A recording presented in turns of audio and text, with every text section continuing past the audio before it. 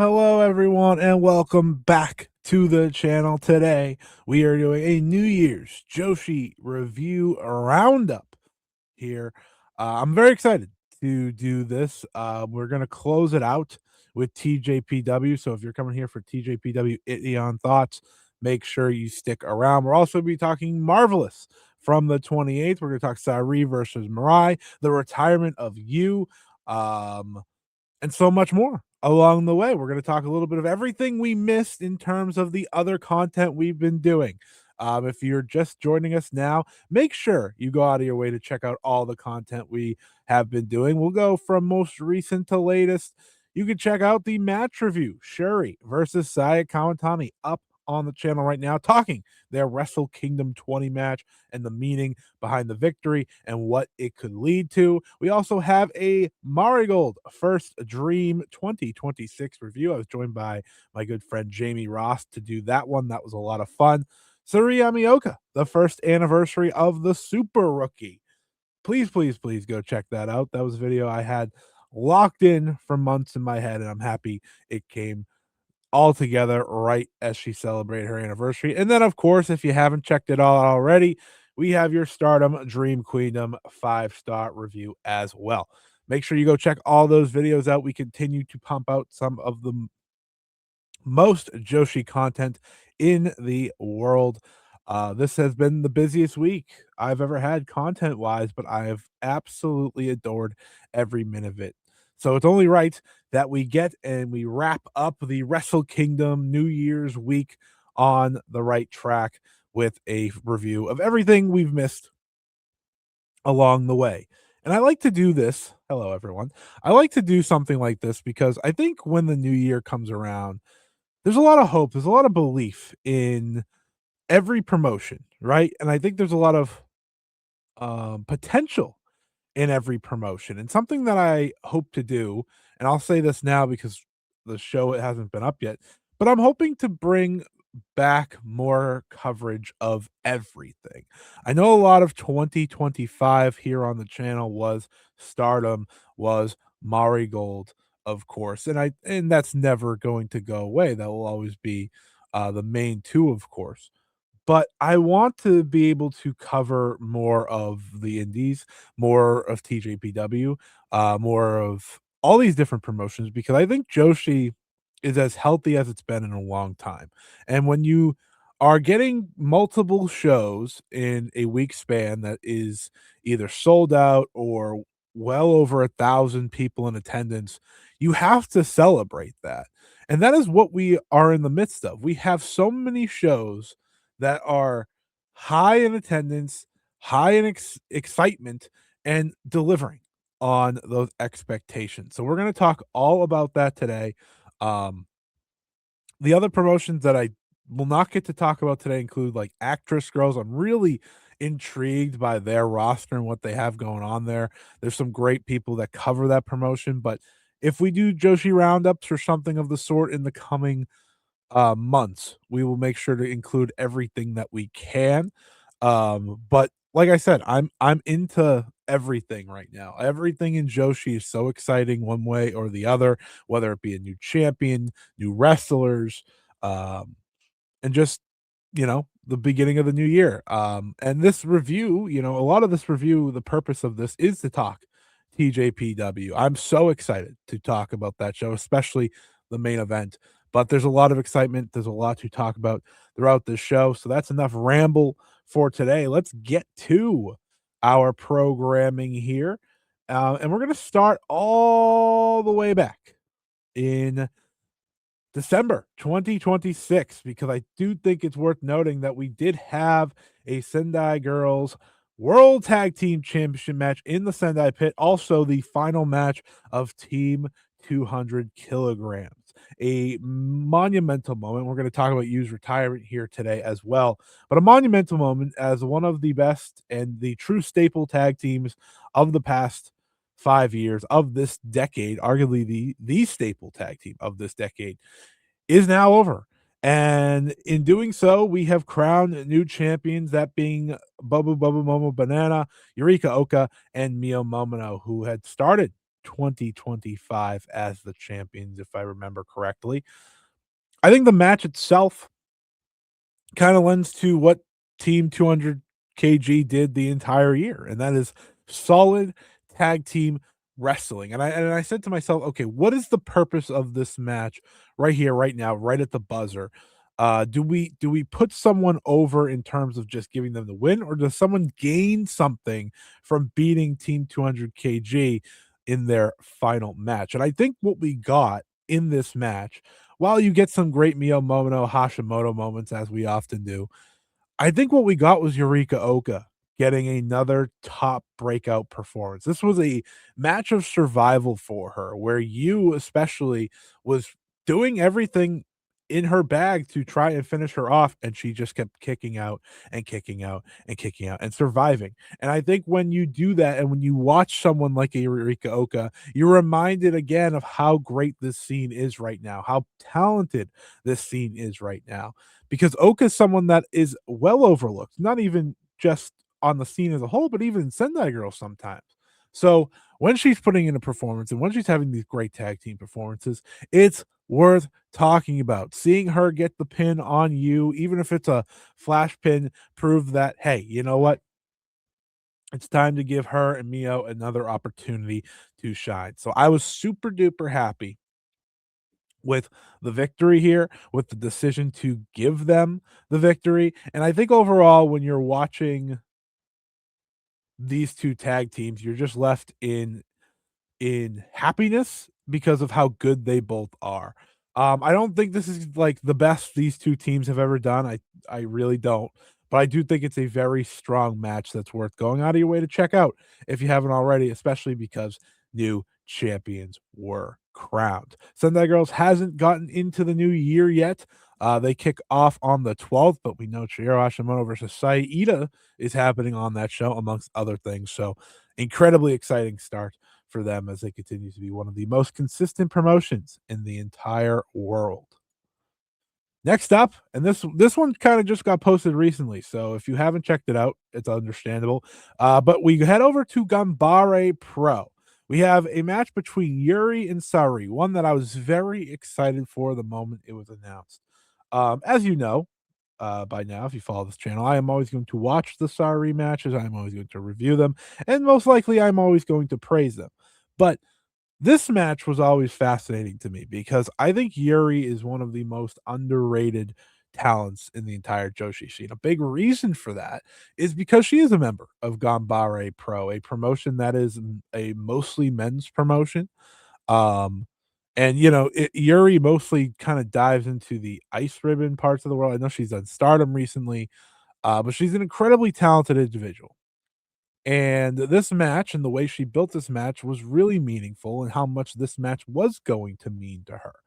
And when we get to the match itself in Korakuen Hall, you can feel that. You can feel the want, the need to prove herself against someone like a Sareee, and do so in a way that you're just sitting there in amazement of how truly great Yuri is. I think this match, honestly, is Saree's second best of the entire 2 week span of New Year's. She had a lot of matches. She had a match with Mirai, the match with Natsupoi, um, match with Kekuro Sekiguchi in Oz Academy, the really good tag match in Stardom that just happened, the Spark Rush match. Like, she was busy. And I think this match kind of showed why Sareee in these spots especially are so meaningful, and why someone like a Yuri getting this match against a Sareee is so important, because it brings eyes to Yuri and what she's capable of. Yuri has also been part of Sareeism events, right? She had the match with Mirai on the latest Sareeism. So it was the perfect storm to make this match happen. And the physicality, the violence captured in this match, whether it be the attacks between the two, or the forearms that they were trading at one point, and Yuri has great, kicking as well throughout the match. But I think what I loved about this was kind of the closing stretch because they kinda just go for it, and there Yuri hits a big, shoot headbutt, which was just crazy, before ultimately just getting caught for the Uranagi, and I think that's one of my favorite things now about Sareee matches as of late. I know some people actually don't, adore this, but I do. I do. Is that when she hits that Uranagi, it can end at any moment. I've always been a big fan of when a move gets hit out of nowhere, a match can end.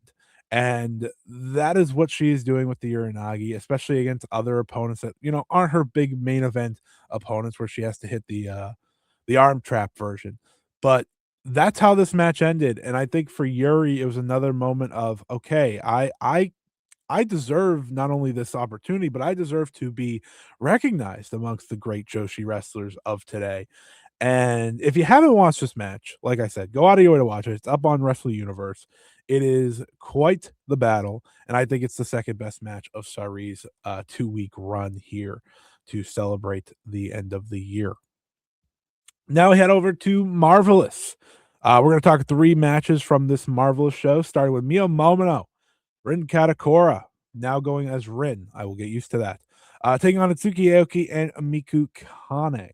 I think for me, a lot of the excitement in Marvelous is obviously just, the Mios and the Sankas and the Takumis and all that. But the fact that Rin is back in the picture, while still a freelancer, is super exciting. I think when you watch Rin, there is some belief that this is someone who can be a great addition to anyone. I think anyone should be considering bringing Rin in right now because the way she's wrestling, the way she's already reestablished herself is awesome.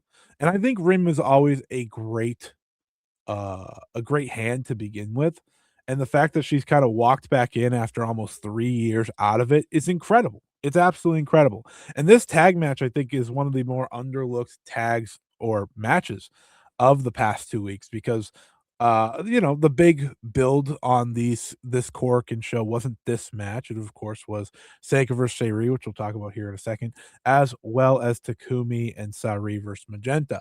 So, there's reason I think this might have went under the radar. Maybe people didn't watch it. They just watched those last 2, but I think you gotta watch it because it's just a really good tag team match. Um, Itsuki Aoki's a great veteran, and Miku Kane, I think Miku Kane is on her way to being one of the very best in the world. This is a wrestler who has all the correct training. She's a part of T Hearts with Yumika Hoda, which goes a long way.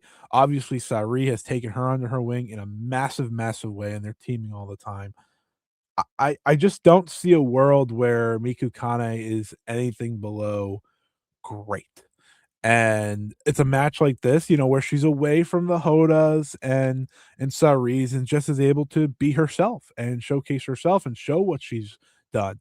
I need more minutes between her and Mio Momono ASAP. I think there's just so much excellence there. And overall, I think when you're just looking for good quality wrestling, it's nice to just have a tag match like this. So if you haven't checked it out, go check it out. I think it's a lot of fun and well worth about, I think 15 minutes of your time. It gets time, which is really, really nice too.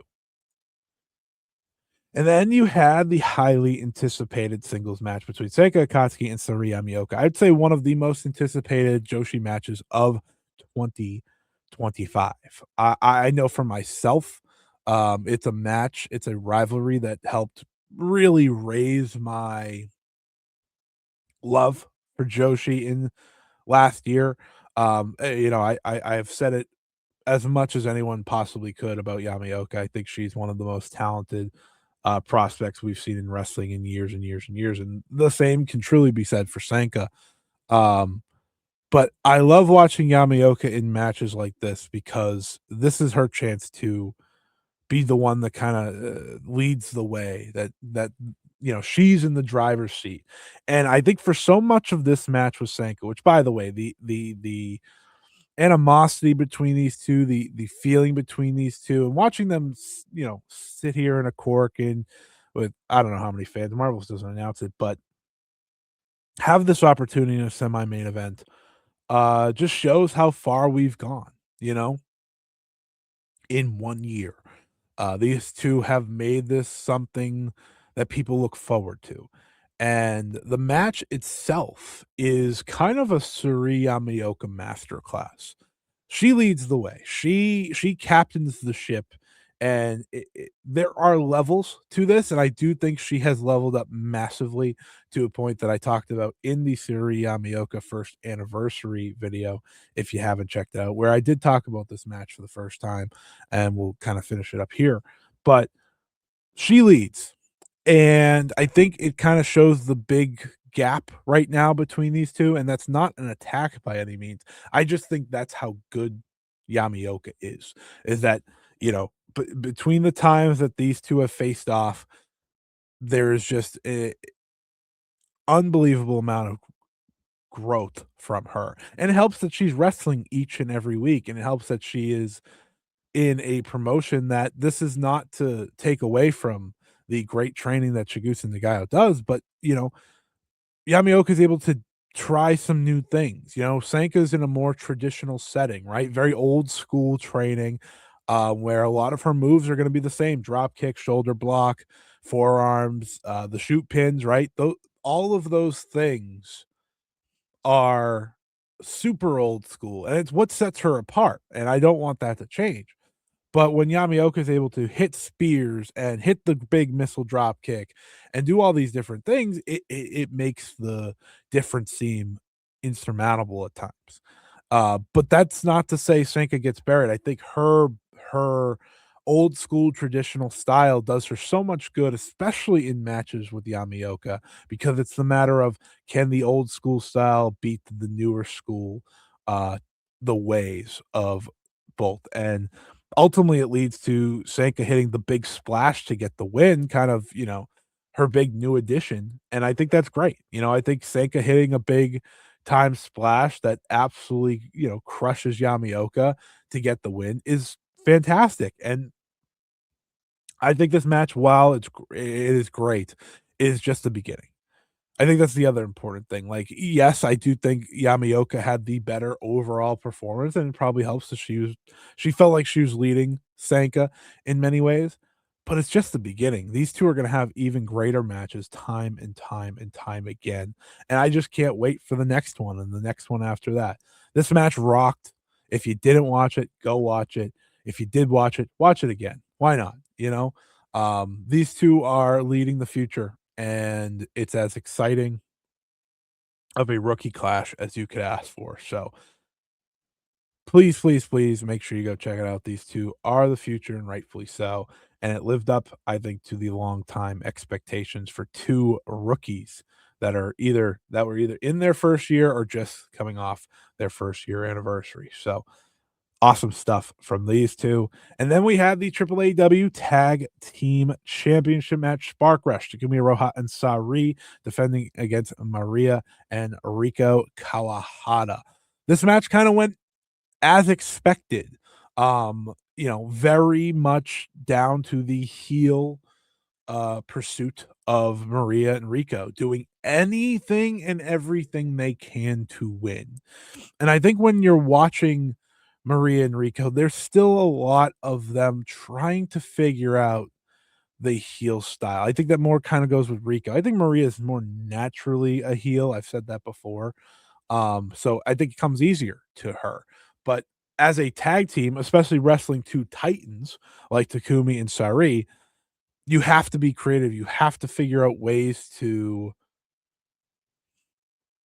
make your matches interesting, make your matches jump off the page, and I think that's kind of the fascinating part of Magenta is ultimately Spark Rush has been made to be this dominant, amazing tag team, and rightfully so. Look at them, look at who they are. But in so many ways, they were also made to put these 2 over, right? The same night that Spark Rush comes together, runs through that tag tournament is the same night that these 2 turn heel all those months ago. It was all leading to this. It was all leading to this moment. And this match, a lot of it is Maria and Rico, signaling out Takumi. And I think that is way more intriguing, not for any other reason besides Takumi is your AAAW champion, right? So she is your ace of Marvelous, so I think there is a lot of meaning to those 2 singling her out and attacking her and ultimately pinning her for the victory. Yes, we had new AAAW Tag Team Champions crowned as Magenta for the second time in their careers win the belts, beating Spark Rush and ending a title reign and a title run that was really, really good. I loved Spark Rush this year. I think Spark Rush did a lot of good for tag team wrestling. Obviously, they've done a lot of great for Joshi wrestling as a whole, making these 2 and putting these 2 side by side, and it feels like all leads to that Buntai show with those 2 eventually facing off. At least that's what I've always felt. Once they announced that Buntai show for the anniversary, I just said to myself, I mean, Spark Rush has to collide there, right? Unless you know, the Crush Gals were coming back or something crazy, which I it's not happening. But this is it's a big time moment because now Maria and Rico have to kind of figure things out as heels, as champions, and maybe that'll do them a lot of good. Maybe it won't. I don't know, but I am interested to see where it goes. The match itself was solid.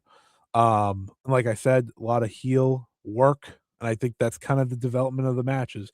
You need these 2 to rise. If you're Marvelous, you want these 2 to rise up to a certain level, and them beating Spark Rush is gonna be a massive part of that happening. So, that is your Marvelous show. Our next review is the retirement of You, of course, retiring right here on the same day, the 28th in Shinjuku face, and of course, taking on her team 200 kilograms partner in crime, that being Chihiro Hashimoto.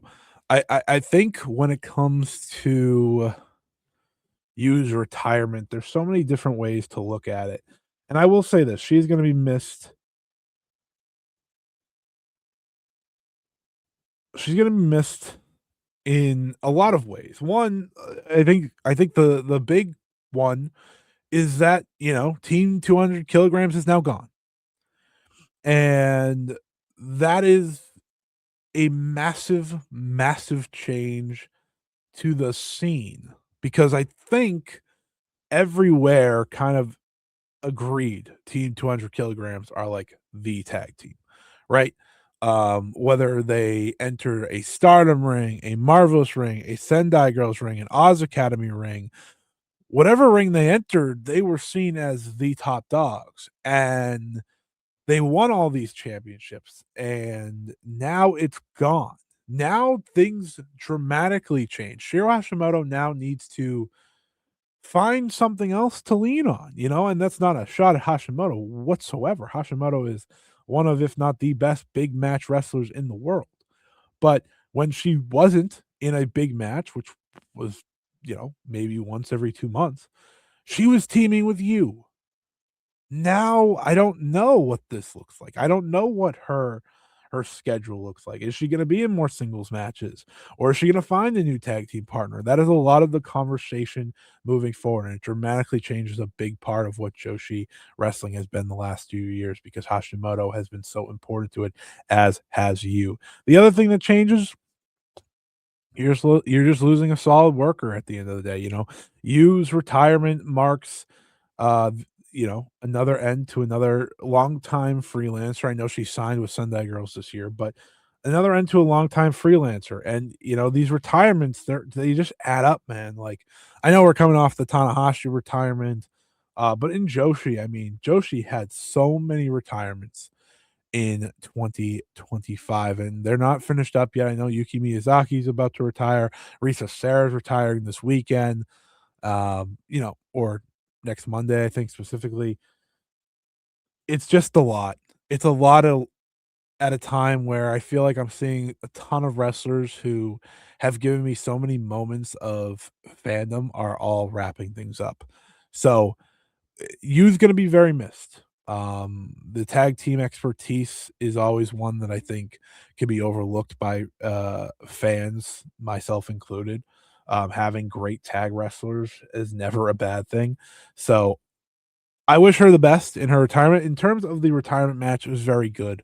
Hashimoto is such an emotional wrestler, and I think, seeing her react in the way she did to this being Yu's final match just hit me, and it should hit a lot of you. I think it bumps the match up, and just knowing how much this means and how competitive it was till the very end, and seeing Hashimoto have to pin her best friend, her tag team partner, much like she had to do the same with Mako Satomura, her mentor earlier this year, right? And having to beat her and wish her off and salute her off in that way. I think it's a lot. It's a lot for a wrestler, but both of those two have given Hashimoto so much to grow from, and I'm fascinated, like I said, to see what 2026 brings for her. In terms of you, I wish her all the best in her retirement. Um, and whatever her life leads to moving forward. And yeah, it's an emotional one because of everything she gave, as retirements are. But hey, this is her decision. And I think we should always appreciate when a wrestler is able to go out on their own terms. So, congratulations to you on a very successful career.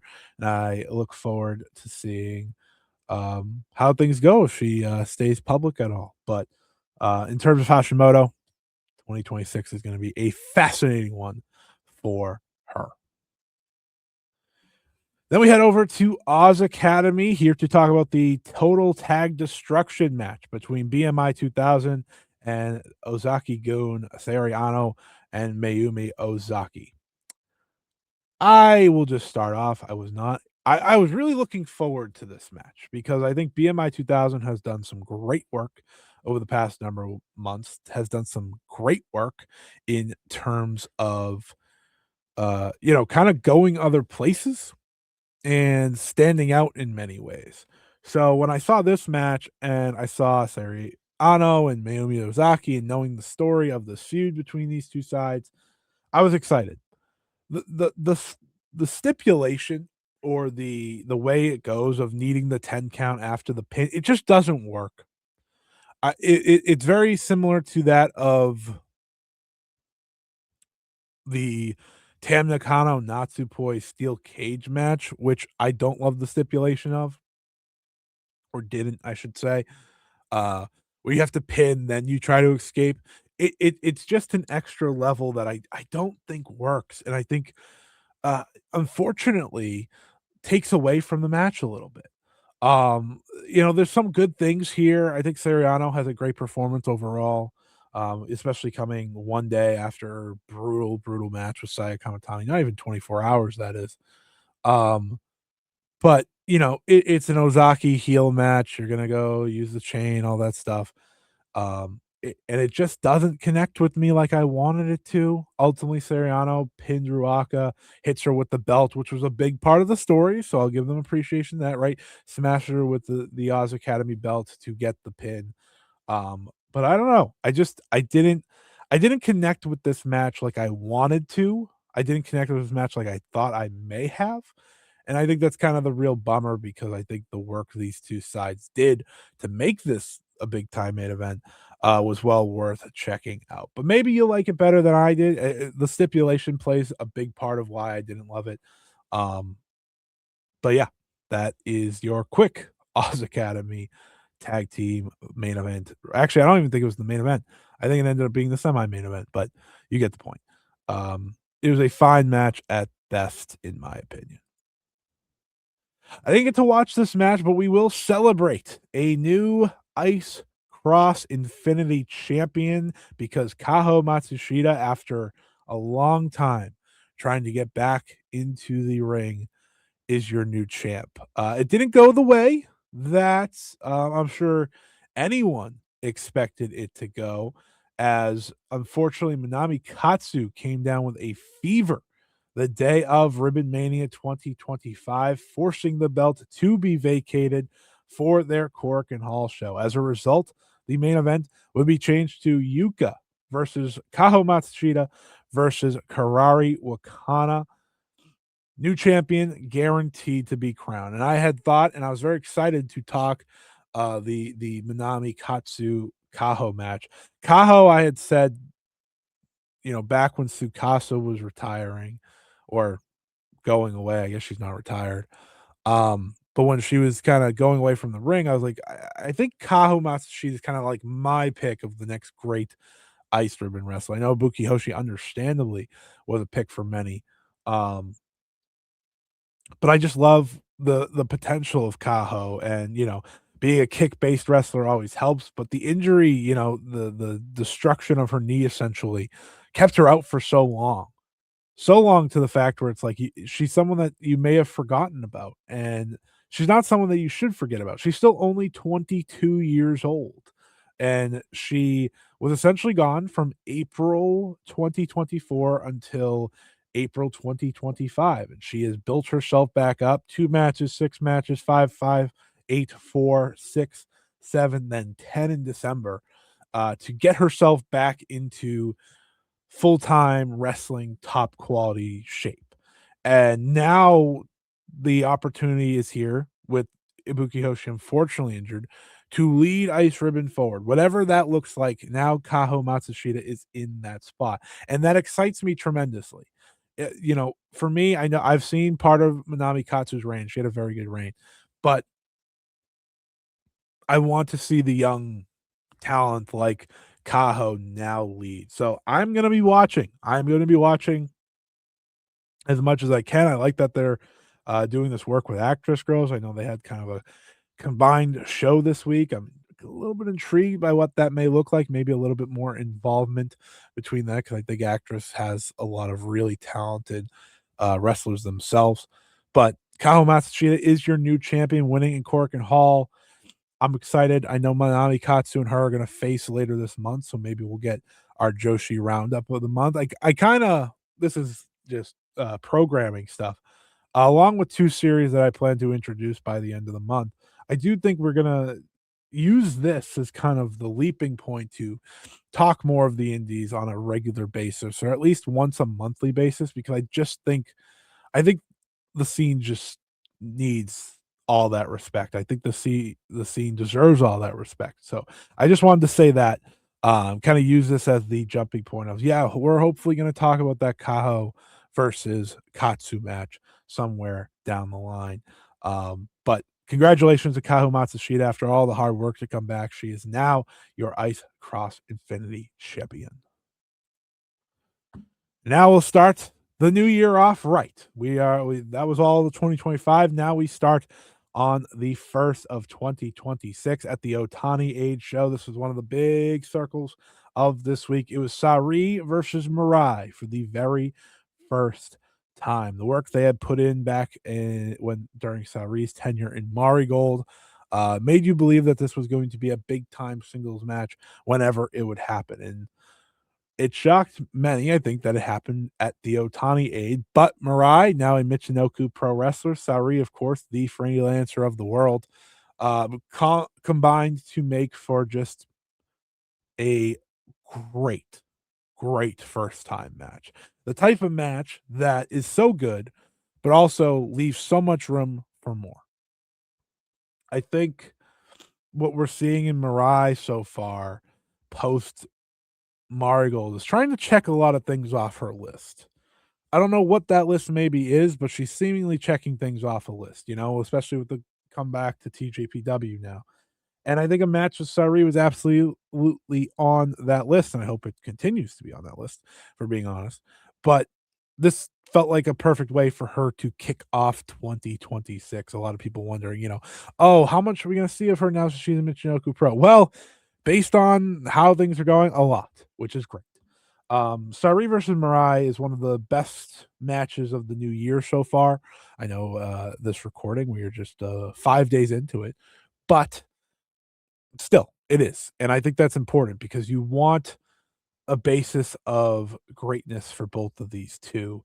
and it kind of follows something similar to the Yuri match in a lot of ways of seeing a wrestler try to step up against Sareee, but Mirai's a different beast in itself. You know, she's a proven wrestler, multi-time champion, all these different things. But even so, I feel like part of her is trying to prove herself against Sareee in this match. And when you have such two wrestlers who I think kind of have similar styles in some ways, hard hitting, but also technically sound and all that, it makes for just a wonderful matchup. And I think Mirai can be like the perfect dance partner for Sareee moving forward. It's a match that I would love to see, you know, maybe at a Sareeism someday, or you could book it in Michinoku Pro if you want to on one of their big shows. The openness of seeing these two combine, and I'd love to see them team. There's a lot of freedom it seems for Mirai to kind of do what she wants, and I think her being involved in the Sareeism world would be wonderful. As we know, she was on the last one, right? Faced Yuri, as I said earlier. So there's a lot of hope for that after this match and after the quality there. Um, Sareee hit maybe the nastiest Uranagi I've seen her hit in a while on Mirai, who kind of kicked out at like 3.1, which is fascinating, but plays to the maybe the future story between these two. Like I said, I think we're far from this being the final match that they have anytime soon. So, really, really good. Go out of your way to see it. This was also on Wrestle Universe, the Otani Aid show. Sareee starts the year off hot. Another chance for her to be Wrestler of the Year. I think she's been her and Mayu essentially my Wrestler of the Year every year, anyways. But in terms of in ring action, but definitely go check it out if you have not. Now we kind of close out this New Year's conversation with a look at TJPW, Tokyo Joshi Pro 2026. Korakuen Hall sold out January the 4th. I'm not going to review the entire show here, um, but I am going to review 4 matches that I think jumped off the page to me. I watched the majority of the show. I think I ended up watching 7 of the 9 matches in totality, but since this was kind of added onto this, and people don't love me talking TJPW, but hey, I am excited for TJPW this year. But I wanted to talk 4 specific matches, that being the rookie match and then the 3 championship bouts. This was the Shion Kanzaki debut match. Instantly from the entrance, from the pose in the ring, is like, oh, they have someone here. And I think that's exciting. I think that's very exciting. In a time where we are watching Joshi have more and more prospects and exciting true prospects, it's awesome that I think TJPW has the ones that they have. I think Ren Konatsu is impressive. I think Uda Takami's one that people absolutely adore, and understandably so. Chika Nanase is very solid. Now Shion Kanzaki joins the ranks, and doing so on an important show. I think debuting on the Ittenyon show means a lot. It says something, at least to me. And what I kind of just love about this entire TJPW show is that all the important matches had all new talent. Like I know Miu Watanabe is technically not new talent, but she's the correct person to be leading. She is the ace now.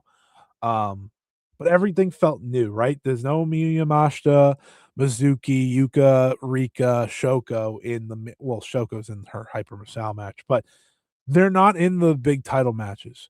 They are out of the way, at least right now, for the Ittenyon show, which I think is oftentimes the best TJPW show that I watch per year. But they leave the opportunity to this next generation. And for the rookie match to be as fun in a way to kick off this show as it was, you kind of should celebrate that. So I like Shion Kanzaki. I'm excited to see what she becomes now that she has officially debuted in TJPW. And I just think, like I said, when you are watching um debuts, when you're watching new talent, you kind of want to keep tracks of them because I think the most exciting part about being a Joshi fan is watching these wrestlers develop at this point because that is kind of what age we're in. We're watching some real serious budding superstars. And I hope everyone in this match can become that for TJPW, but a very strong debut for Kanzaki. Now we get to the 3 title matches. Like I said, we'll put most of our, conversation here today. You know, we're 40 minutes in, so it's not like this has been a short show by any means, but we'll put most of our conversation here today about these final 3 matches, especially the 2 singles, and we start off with the International Princess Championship match. Arisu Endo, who is my favorite TJPW wrestler, going one-on-one with Mirai for the International Princess Championship. Very emotional, seeing Mirai step back into the TJPW ring. A return that I'd argue no one could have ever imagined at one point, right? Obviously, you know, leaving TJPW to go to Stardom and then leaving Stardom to go to Marigold and now leaving Marigold to become a Michinoku Pro wrestler, you know, based in her home prefecture. So when this match was announced, I think a lot of people were like, "Oh, okay," because part of it also is like I know TJPW has freelancers like Ryo Mizunami's around. They bring international wrestlers like Max and J Rod in, but freelancers and freelancers winning belts felt always has felt kind of off brand. And when Mirai got this match, I said, I don't know. I think there's a beautiful story of her coming back after all these years away, after years of transforming herself as a wrestler, right? Mirai now is not anything close, I think, to Mirai Mayumi that we saw in TJPW years ago. But there was a beauty in the potential of her winning. And while that would result in Arisu Endo's reign coming to an end, which is a bummer because again, I love Arisu Endo, there's a lot of intrigue and excitement of Mirai facing a lot of these members on the roster, whether they be new or old opponents for her, that I'm really moved by. And this match, showcased a bit of Mirai's high speed side. I think that's why I love Endo. She's a great, great wrestler, and that she kinda brings this incredible, high speed style that I think is very unique to a TJPW ring. I think some other people can do it for sure, but, um, it allows her to stand out from a match to match basis, and the other connection in this match, of course, is Mirai is a former tag partner of Suzume, Risuendo being the current partner of Suzume. So that was a fun little intrigue here. I think this match was wonderfully competitive. I think this match created hope for more. Like I doubt it. I doubt it because I know this is not how usually TJPW runs their operations here, but I would love for Risuendo to come back around and get the win back. You know, I think that would be a wonderful way to do this. I don't see it happening, but I did feel like the way this match ended, which was kind of sudden, you know, Mirai hits the big southpaw lariat to get the victory and win the belt.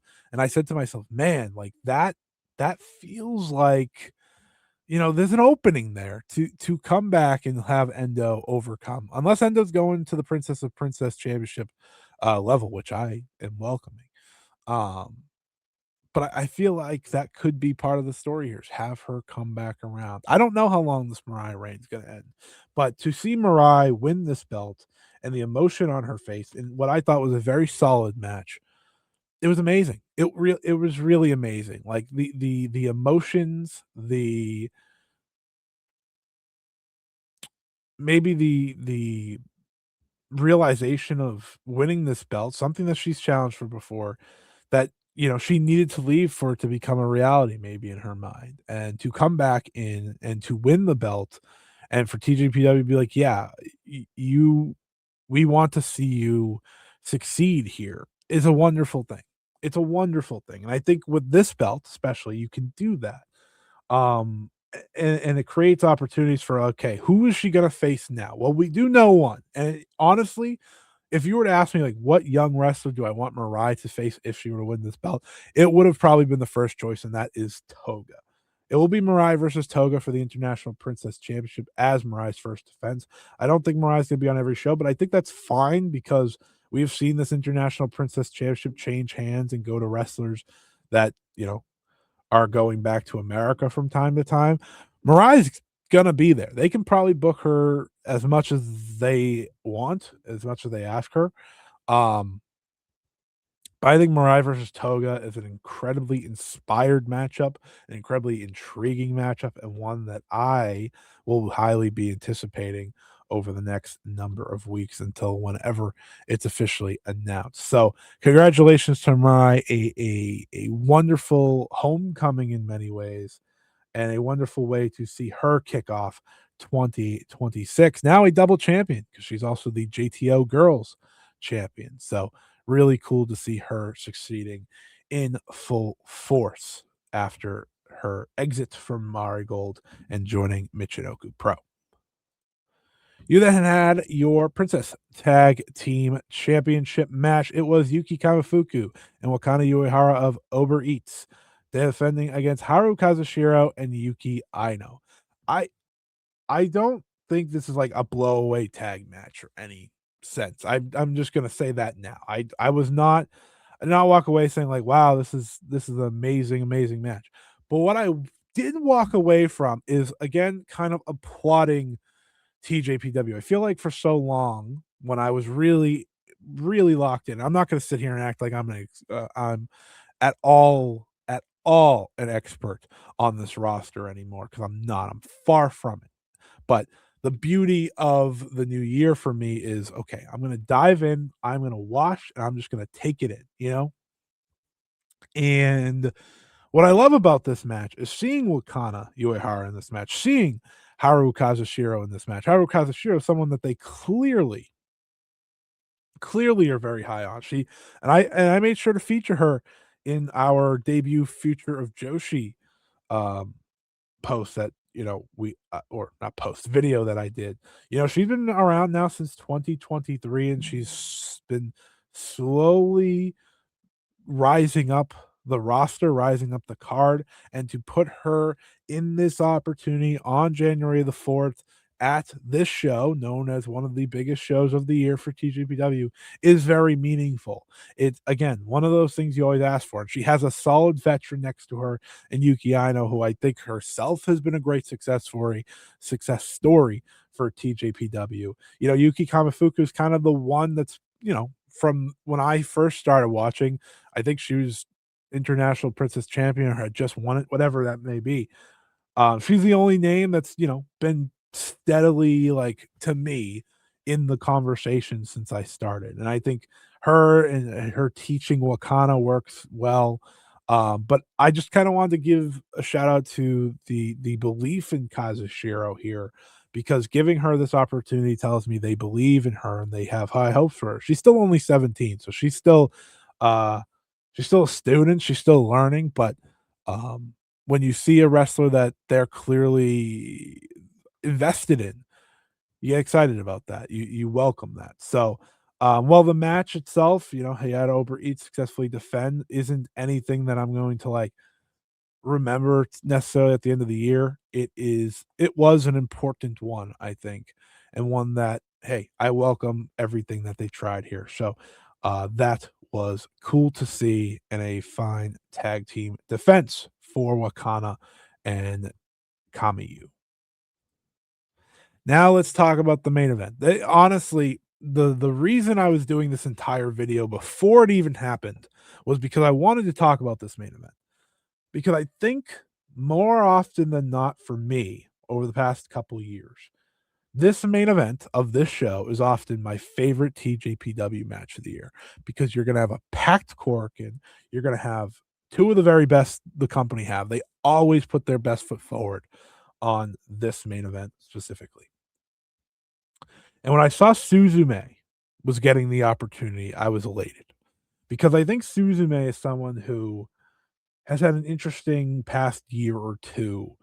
Someone that everyone, I think, believe could be in this conversation of being one of the top stars in the company for sure.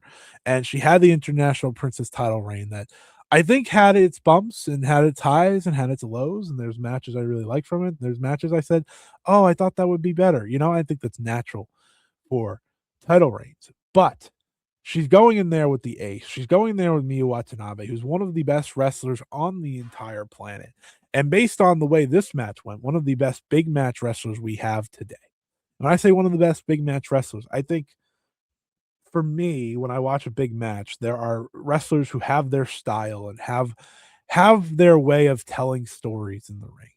And there's a reason I connect to the Mayus of the world and the way she tells her stories. And Miu Watanabe has this fascinating ability to tell her stories and to build her main event matches. She is so unique and so incredible that it's the type of match that I think should tell everyone, "Hey, this is gonna be a good year for TJPW," and I hope it is. I absolutely hope it is. I want to be excited from show to show. I'm not never gonna fully cover it in full force because there's other great people that do that. Um, and, I admit it's not always my thing, but when it comes to a Miu Watanabe match or now Mirai's champion, when it comes to their top stuff and listen, I want to be able to talk about Miyu Yamashita again. I said like, "Oh, it's great that, you have all these young talents and new talents in the big matches." I want Miyu Yamashita to be in big matches. I just want that to be very clear. Miyu Yamashita kind of, disappearing from the top in terms of just Joshi as a whole has been upsetting over the past year or 2. I want that back. So, if they wanna push her ever again, I'm not gonna be against it. She'd be my top choice for Mirai at Grand Princess, quite frankly. She'd probably be my top choice for Miyu too, if I'm being honest, but that's neither here nor there. Let's talk about the match itself. It's so simple, but yet so complex. It's so great how this match develops to a point where I am watching this and I'm like, "Shit, this is that feeling that I had watching Miyu Yamashita versus Maki Ito all those years ago. This is that feeling I had watching Miyu Yamashita versus Miyu Watanabe in that Tokyo Princess Cup match that is arguably the greatest match in company history, I think. Like, that is that feeling, and I'm feeling it slowly, and the difference is there's no Miyu Yamashita. And I'm watching this match unfold. I'm watching the way they are selling the story of the swing and the way Suzume is doing everything in her power to avoid it. And, she is twisting her body, holding on for dear life. It's like, man, what a way to build this. It's just jumping off the page to me early in the match. I was like, this is gonna play big at one point. And when she catches Suzume later in the match, by the neck and is flying and swinging her around in a circle, I'm like, "Oh my god, what a way to play." It's inevitable. Miyu Watanabe can swing you in any way, not just by the legs. She's going to swing you in any way, and you are going to accept it. You are going to deal with it. Sensational, man. Sensational way to tell that story, to build to that moment. That is not even the best part of this match. The best part of this match is just this is a career defining performance from Suzume. The best match of her career. And ultimately, the overarching feeling I had when this match was over was the best TJPW match to never involve Miyu Yamashita. Like, that was my takeaway when this was all said and done. One of the best matches of 2026 when it's all said and done. Like, that is how confident I am about this match. It was phenomenal. A phenomenal match. Miyu Watanabe is inevitable. Inevitable. There's a reason that this second title reign feels so right. I think the first one was in some ways experimental, but other ways like, okay, we are establishing you now as the top dog. So when you come back around later in 2025, as she did, you are the full fledged ace of this promotion. And this was an ace performance. This was the performance that when I was really into TJPW watching Miyu Yamashita lead the way as the top champion, as the ace, I said to myself so many times, it's just she's another level. Well, Miu Watanabe is absolutely another level. And what her and Suzume do is have a match that doesn't take risks, but a match that blends fantastic professional wrestling together, blends the abilities of Suzume and Miyu together and makes a sensational match. Like I said, this is, I think, the best TJPW match I have seen in years. Maybe since Miyu versus Miyu. Like I think that might be how I'm feeling about this one because it's that great. It is that great. Um I think when I watch these 2 compete, when I watch these 2 wrestle, I am left with usually saying, "Okay, these are 2 amongst my favorite in TJPW." But when this match ended, I was just like, "Wow, wow." So happy I watched it live. I think that's another big part of, my enjoyment these days. If I watch a show live, I'm gonna like wrestling way more than if I'm watching it on the back half. I didn't need, to read recommendations like, "Oh, go watch this," to watch it. No, no, no. I was very excited to watch it live, and these 2 hit the biggest of home runs they could possibly hit. My favorite 3 matches of this week, of these couple weeks were this match, Takumi Mayu, and obviously Tanahashi and Okada, which is just a different monster in itself. Um, but this was the best world title match. Um, that I think Joshi, or not just Joshi, I think it was the best world title match that any promotion had. I think it was better than Miku and Mai, which I really enjoyed. It was better than Sareee and Saya, which I really enjoyed. It's certainly better than whatever Noah did. I think it's better than what All Japan did, and I think it's better than what New Japan did. When it comes to the world title matches, yeah. Yeah, I think it's better than all of them. I think and I think easily. I know people love the Takeshita Tsuji match, maybe easily is a bit extreme, but, um I think it was just such a home run, and everything you want from the first TJPW show of the year is like, "We are here, pay attention," and that's what they told me. "I am gonna respect your game." Listen, again, I say this because I wanna respect those that cover it, that follow it as closely as they do. I am not the TJPW guy by any stretch of the imagination, but I am gonna appreciate great Joshi wrestling when I see it, and this was great Joshi wrestling. This was overall, I think, a great show. A lot of exciting directions, a lot of good directions. I didn't talk about it, I actually meant to include it. I like the J-Rod, Mifu Ishida versus Miyu Yamashita, Kaya Toribami match.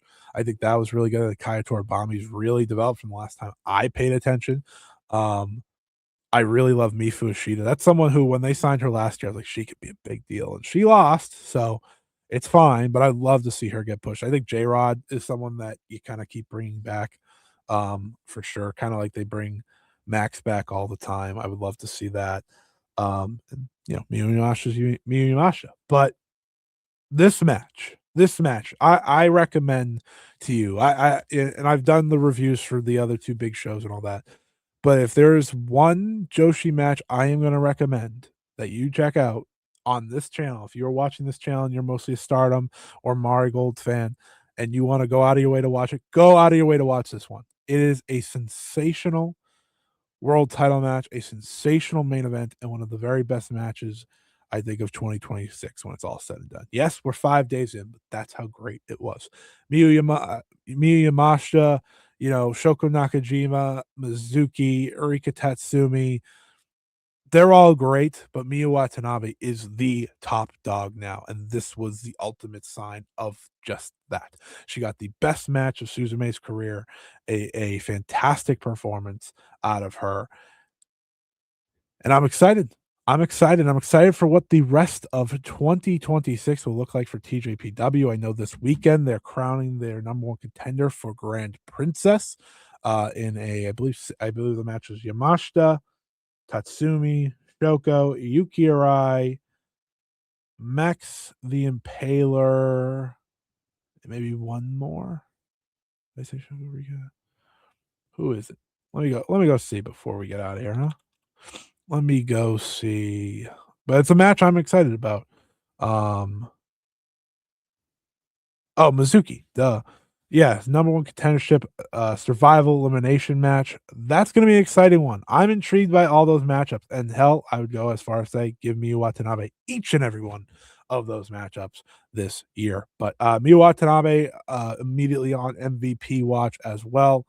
Um Yeah, just a fantastic showing and a fantastic showing from Joshi overall throughout this week. That's why I wanted to do this video. That's why I love to do this video. Much like when we have WrestleMania week and I do those shows talking about all those, I wanted to talk about the rest of the New Year's Wrestle Kingdom, whatever you want to call this week, 2 weeks of shows, and celebrate what Joshi has continuously done and continuously will do.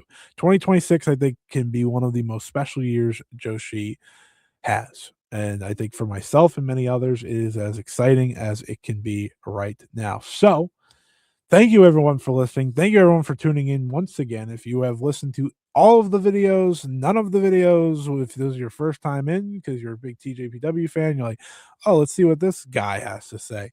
Well, I thank you.